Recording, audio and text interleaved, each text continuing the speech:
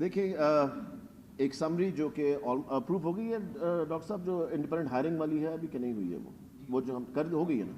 دیکھیں ہم سب سے پہلی چیز جو کرنے جا رہے ہیں وہ یہ ہے کہ جتنا ہارڈ ایریا ہے نا اور جہاں پہ ٹیچرز رہتے نہیں ہیں اور جہاں سے ٹیچرز چلے جاتے ہیں لوکل ہائرنگ پہ ہم جا رہے ہیں. لوکل وہاں پہ ٹیچر ہائر ہوگا.